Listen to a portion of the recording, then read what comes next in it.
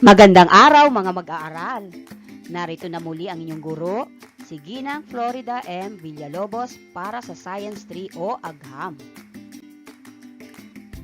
Ang pag-aaralan natin sa araw na ito ay pag-iingat para sa iba't ibang kalagayan ng panahon para sa Quarter 4, Week 5 and 6. The most essential learning competency. Enumerate and practice safety and precautionary measures in dealing with different types of weather. Communicate how different types of weather affect activities in the community. Ano nga uli mga bata ang panahon? Ang panahon ay pansamantalang lagay ng atmosfera sa isang lugar na maaaring magbago bawat oras. Ihanda na ang inyong self-learning modules at ang inyong sagutang papel, lalong-lalo na ang inyong sarili. O mga mag-aaral, handa na ba kayo? Pag-iingat para sa iba't ibang kalagayan ng panahon. Ang kalagayan ng panahon ay nagbabago araw-araw. Mahalaga na malaman mo ang pag-iingat na dapat gawin sa iba't ibang kalagayan ng panahon upang mapangalagaan ang iyong sarili. Pagmasdang mabuti ang mga larawan. Ano ay pinahihiwatig ng mga larawan? Paano mo maihanda ang iyong sarili sa iba't ibang kalagayan ng panahon? Bakit mahalaga na maihanda ang sarili sa bawat kalagayan ng panahon? Narito ang iba't ibang paraan ng pag-iingat sa iba't ibang kalagayan ng panahon. Ang kalagayan ng panahon ay nakakaapekto sa aktibidad ng bawat tao. Kapag tag-araw, kalimitang ginagawa ay mga pampapresko tulad ng paliligo at paglalangoy. Ito din ang panahon upang makapaglaro sa labas ng bahay. Kapag mahangin at maulap ang kalangitan, karamihan ay pinipiling manatili lamang sa loob ng bahay upang makasigurado na hindi maabutan ng ulan. Pagbabasa, panunood ng telebisyon at pakikipagbanding sa pamilya ang maaaring gawin sa loob ng bahay. Kung umuulan o bumabagyo, lahat ay nananatili sa loob ng bahay. Delikado ang paglalaro sa labas. Ang kasiyahan, trabaho at peligro ang tatlong bagay na dapat isaalang-alang upang mapaghandaan ang iba't ibang kalagayan ng panahon. Mga paghahandang maaaring gawin para sa iba't ibang kalagayan ng panahon. Una, magsuot ng malinis na damit na bagay sa kalagayan ng panahon. Kapag maaraw, mainit ang panahon, kaya nagsusuot tayo ng maninipis na damit. Kapag naman maulan, malamig ang panahon, kaya ang kalimitan o bagay na suot pag malamig ang panahon ay makakapal para proteksyon sa ating sarili.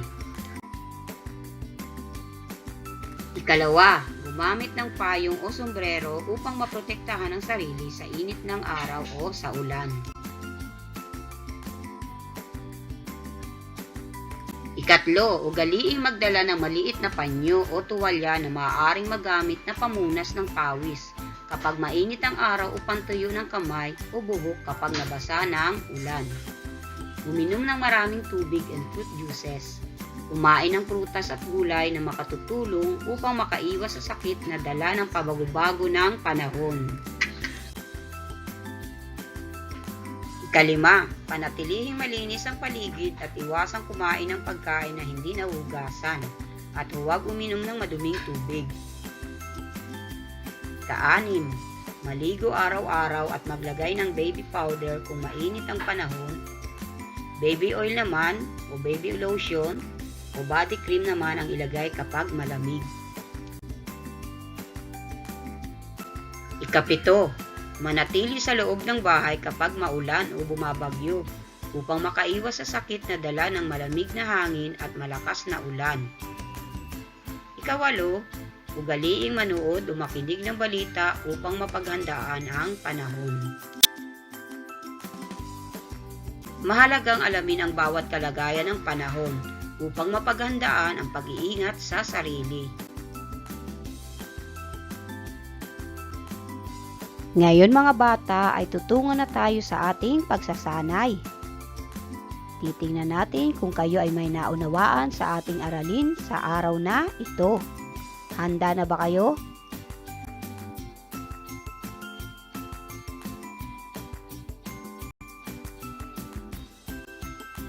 Gawain sa pagkatuto bilang isa. Isulat ang tama kung nagpapahayag ng katotohanan ng pangungusap at mali naman kung hindi. Isulat ang sagot sa sagutang papel. Unang bilang, ang kalagayan ng panahon ay nakaapekto sa araw-araw na pamumuhay ng isang tao. Ano ang tamang sagot? Tama. Ikalawa, ang mga sasakyang panghimpapawid at pandagat ay makababiyahe ng ligtas kapag may bagyo. Ano ang tamang sagot? Mali. Ikatlo, mahalaga ang pag-iingat sa sarili sa iba't ibang kalagayan ng panahon. Ano ang tamang sagot? Tama. Ikaapat, nakakaapekto sa kalusugan ang iba't ibang kalagayan ng panahon.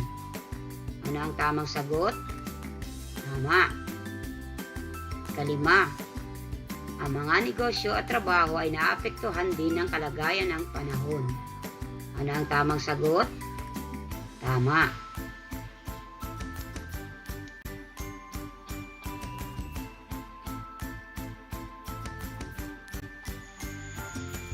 Gawain sa pagkatuto bilang 2.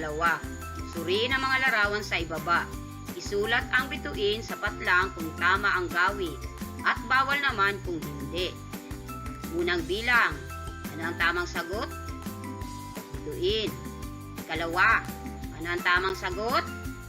Bituin. Ikatlo, ano ang tamang sagot? Bawal. Nakatapak ang bata. Ikaapat, ano ang tamang sagot? Bawal. Nagtatampisaw sa baha. Ikalima, ano ang tamang sagot? Bituin.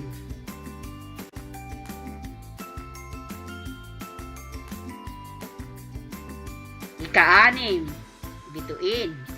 Ika-7, bituin. Ika-8, bawal.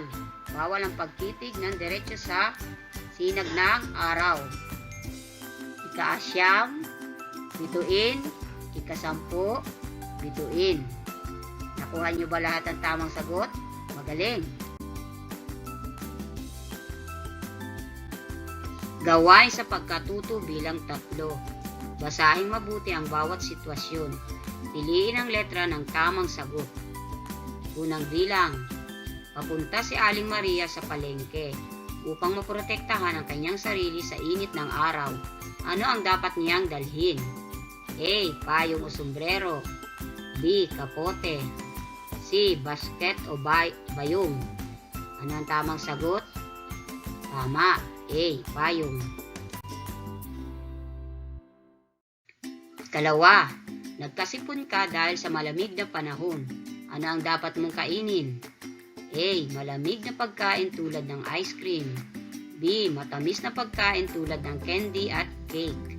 C. Prutas na mayaman sa vitamin C tulad ng dalandan. Ano ang tamang sagot? Tama. Titik C. 3. Nagkaroon ng bungang araw ang iyong kaibigan. Ano ang dapat niyang gawin? A. Maglagay ng baby powder. B. Maglaro sa ilalim ng init ng araw. C. Kamutin ang nangangating bahagi ng katawan. Ano ang tamang sagot? Tama. A. Ika-4, bakit kailangan pakuluan muna ang tubig bago inumin lalo na kung tag-ulan? A. Upang makaiwas sa sakit ng tiyan. B. Upang hindi magka-diarrhea. C. Parehong A at B. Ano ang tamang sagot? Tama. Titik C. Kalima, mainit ang panahon. Alin sa mga sumusunod ang dapat mong isuot? A. Kaputi at bota. B. Sando o t-shirt at shorts. C. Pajama at jacket. Ano ang tamang sagot? B. Sando o t-shirt at shorts.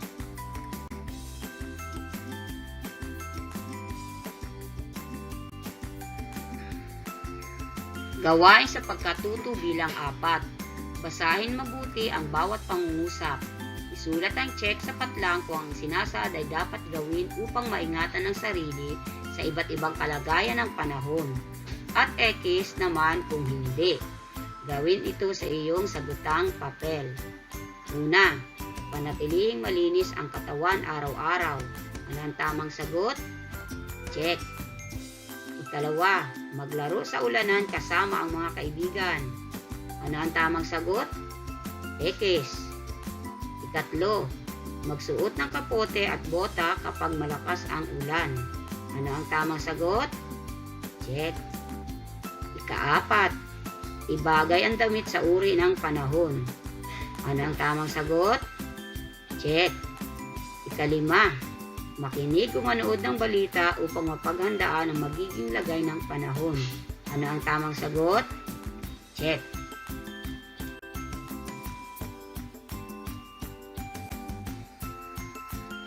Ika-6, tumitig sa araw ng mahabang oras. Ano ang tamang sagot? X. Ika-7, ugaliing uminom ng maraming tubig. Ano ang tamang sagot? Check. Ika-8, maligo araw-araw lalo na kung mainit ang panahon. Ano ang tamang sagot? Check. Ika-9, kumain ng prutas at gulay upang makaiwas sa sakit. Ano ang tamang sagot? Check. Ika-10, magtampisaw sa baha kapag umuulan. Ano ang tamang sagot? X. Panghuling gawain. Una ng mga patlang upang mabuo ang buod ng mga natutuhan sa aralin. Gawin ito sa iyong sagutang papel.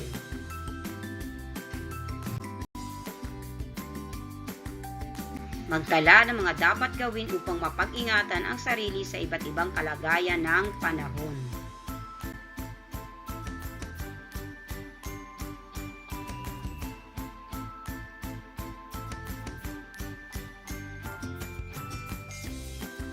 Inaasahan ko mga bata na kayo ay may natutunan ngayong araw na ito.